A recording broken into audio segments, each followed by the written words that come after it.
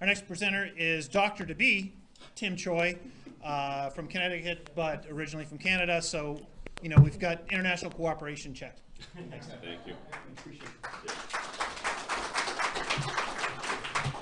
So good afternoon. Thank you everyone for coming and seeing this, including everybody on the internet. So I know you see this picture, you see the title, you're like, that's not Deep Space Nine. What the hell is that doing there? Well, I just found it. And of course, it's from the one more recent J.J. Abrams Star Trek movies, and where Enterprise hides underneath the ocean like a submarine while they deploy, special forces to do a recon on land. And I was like, this is too perfect. I could not use it. But so ignore the relationship between my talk and that image. So this presentation is based on two earlier projects of mine, and maritime strategy and Star Trek more generally, which presented at a Calgary Comic-Con expo, and a more serious re-examination of ports and other permanent coastal infrastructure in overall maritime strategy. And here in this particular presentation, I'm going to argue that DS9, Deep Space Nine, demonstrated a fairly complex understanding of ports in maritime strategy and security that we, as actual serious thinkers of these kinds of issues, need to remember when we think of those things, maritime security and strategy, in real life. Next, please. So DS9 and the sea. So why Deep Space Nine? Well, obviously it's the only Trek in which activities center upon a relatively immobile setting. And of course, in my previous work on ports, I argue that such ports, the concept defined loosely as permanent man-made coastal infrastructure built to facilitate the use of the seas. You have to stretch the definition a bit when it comes to Star Trek, but you can see, like, generally speaking, that more or less is what Deep Space Nine is, even though it's basically a space station. And between the overwhelming attention paid to mobile fleet assets in both the overall Star Trek series and in real-life sea power discussions, this franchise is to be commended for willing to bring it into the fore, this often neglected aspect of sea or space power inputs. But DS9 was innovative within that whole genre, not merely being the different man-made aspect of attention, but also the natural geographic features which would determine the social and political consequences and responses as well. In particular, DS9 centered around the story of the so-called Bajoran wormhole, which would allow you to travel from one half of the Milky Way galaxy all the way to the other much more quickly than it would using, faster than light travel. And in fact, this wormhole serves as a choke point. That's the locus of the story. And then choke points, as you know, have long been a focal factor in the sea's primary role as maritime highways. And so DS9 established for the first time in Trek in a major way an actual sea lanes of communications concept that was brought to the fore very prominently. And if there's one major critique to be made of Star Trek, it is that the utopian future of the Federation had drastically underexplored the element of physical trade and transportation, which so defines our world, globalized world today. And DS9 remedies this to some extent with the introduction of the wormhole, and in which, while the Federation has little economic interest in assured access through to the other side of the galaxy, other societies did. And the Federation rapidly recognized the wormhole's political and military, if not economic, significance, and therefore wanted to make sure they could guard it.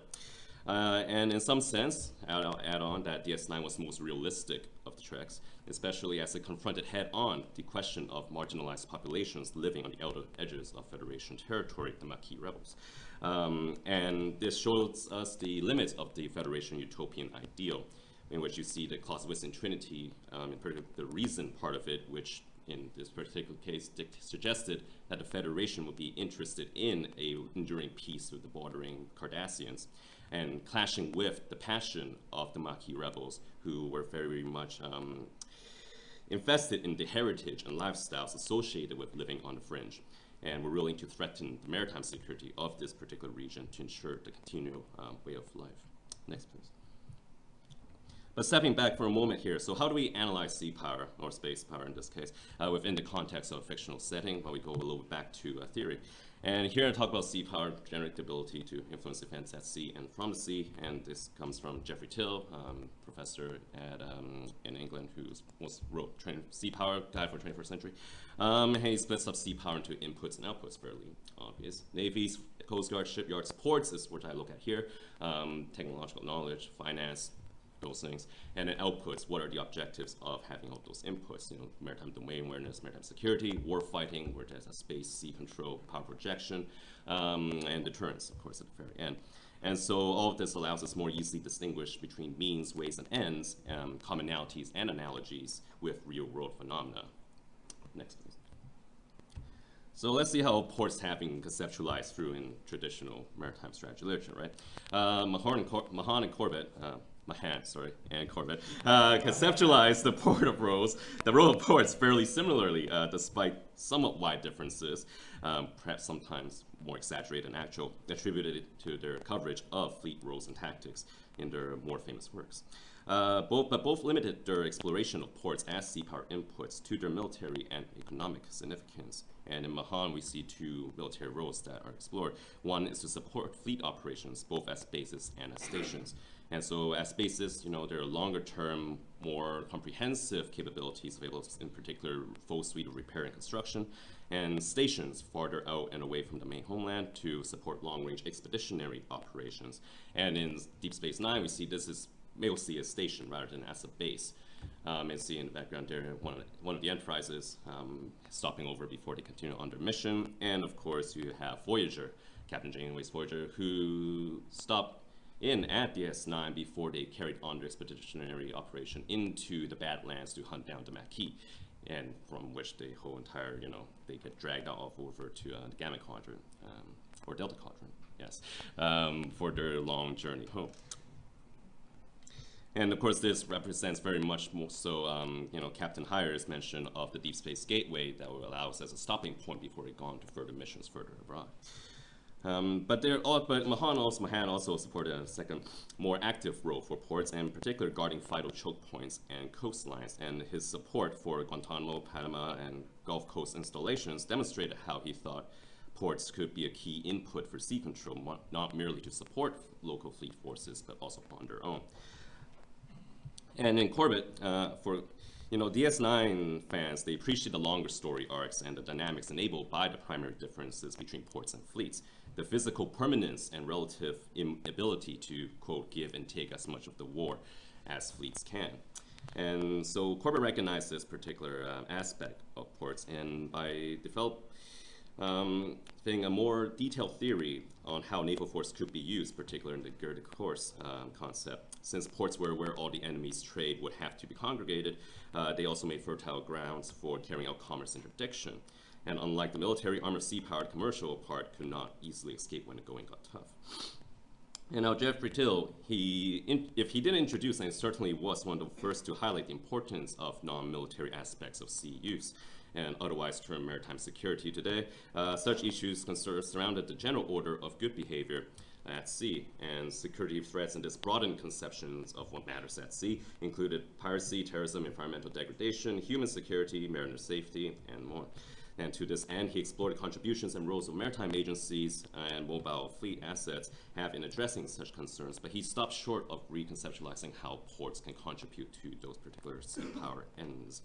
And he actually downplays the importance of ports in the current era due to developments in UNREPs and sea basing. Next, please.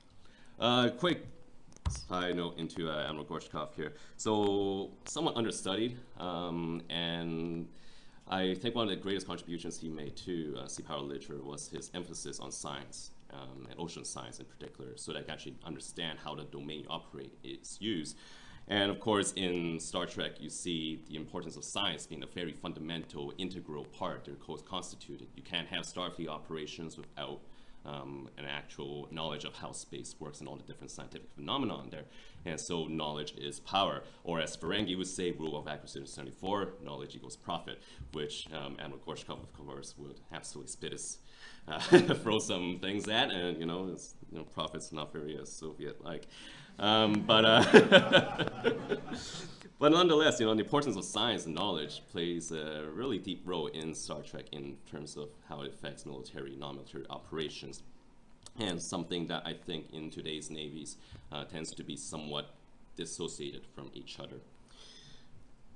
Next, please. And so we go into the actual hardcore of this. DS9 plays a role, and the actual port itself is an input that supports other sea power inputs. And on its own, of course, it plays a dominant role in ensuring maritime domain awareness outside that wormhole, making sure they know who goes through, who doesn't go through, while also staying at the edges of Federation space and the Cardassian, making sure they can see what's happening out there. But they also support short-range assets, such as the runabouts, which make up a lot of the dynamic action you see in Deep Space Nine, which are fairly short-range but fairly cheap assets. Or later on in the series, the medium-range, more heavily armed Defiants that Claude mentioned earlier. So, you know, maritime domain awareness is a key part that DS9 played in the series. Another one is what commercial activity passes for in Star Trek. In this particular case, the black market trade that goes on in this port, this station. And it plays out a lot more here than other treks because the Ferengi play a huge role as Quark, the Ferengi bartender. He's very profit-seeking, profit-driven, with a little bit of heart to go on the station. But the geopolitical circumstances surrounding the Maquis rebels have also resulted in DS9 being a site for smuggling and the arms trade, as they seek to have weapons, and here's where all the trade would be, you know, transferred.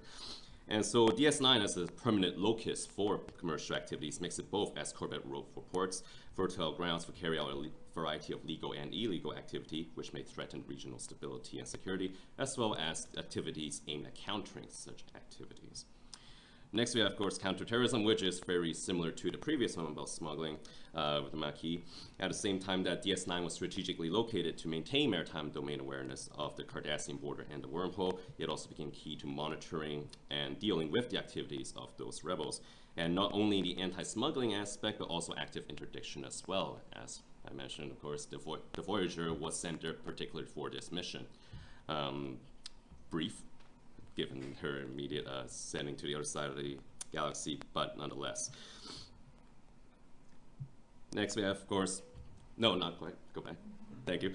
Safety of life in space. Safety of life at sea is a fundamental core concept of primary mariner duties on Earth today, and they continue this throughout all the Star Trek series, but also represented in DS9, where, you know, if DS9 recognized the vital roles ports play in supporting humanity's continued safe use of seas, humanity's broadly defined. And we frequently see instances where the station was sent and deploy its runabouts or Defiant to go rescue mariners in distress. And this fits well with the increased recognition over the last 200 years, ever since the English first put up their first lifeboat station, that major ports and coastlines should have robust life-saving capability built into them. Finally, though, we talk about the Dominion War, this the absolute, what most Star Trek viewers would probably see as the most exciting part about DS9. And illustrating a fairly astute understanding of War and Peace, DS9 series dedicated only roughly the last season out of 7 or so to the actual wartime involvement. In what is probably the most iconic role played by a Star Trek space power input. DS9 and its permanently stationed heavy combatant, the Defiant, were responsible for closing down the Bajoran wormhole to prevent aliens from the other side from invading this side of the galaxy. And there's parallels to this to the First World War, the Dardanelles campaign, where you had a regionally weak power could drastically alter the strategic calculations and strength of a more powerful enemy through the use of mind warfare.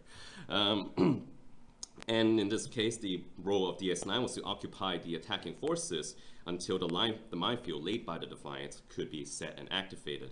And so this is a very limited tactical and operational objective, and not overly ambitious and still doable. And they were successful in this. They're able to actually hold off on the Dominion forces long enough for the minefield to close off the wormhole, and which this assignation of roles to specific inputs is quite similar to the way that the Ottomans actually defended the minefields at the Dardanelles. The coastal installations weren't there to destroy the Allied fleet, they're there to ensure that the minefields couldn't be swept.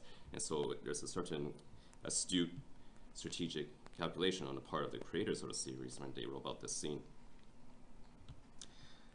And so finally, there's some final thoughts here.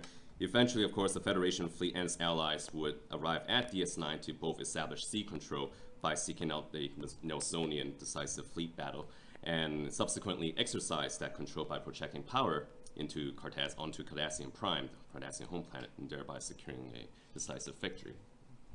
And lighting's preferable, but you know, you have DS9 in the background there, and here's the entire armada of Klingon, Romulan, and Federation ships heading out from there to bring the war to an end.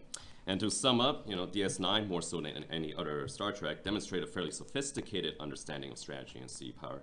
As the creators of the show themselves suggested, DS9 provided a fundamentally different dynamic than the Starship-centric Treks. The station and choke point permanence meant that actions had actual long-term consequences. And DS9 was much more deeply connected to that spatial-political whole and could not merely warp away once a tactical problem had been solved. On the Enterprise, Kirk or Picard could broker a fragile peace between two conflicting sides, but, you know, would that peace have held up? We never know, because, you know, they're soon off and on their way. There's no such luxury in Deep Space Nine, which required a very strategic approach to storytelling by the creators, made necessary by its permanent nature. Thank you.